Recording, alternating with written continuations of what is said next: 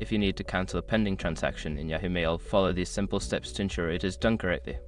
Step 1. Log into your Yahoo Mail account. Open your web browser and go to the Yahoo Mail website. Enter your username and password to log into your account. Step 2. Access the Transactions section. Once logged in, navigate to the Transactions or Payments section in your Yahoo Mail account. This is usually found in the Settings or Account Management area. Step 3. Locate the pending transaction. In the Transactions section, look for the list of your recent transactions. Identify the pending transaction you wish to cancel. Step 4. Select the transaction.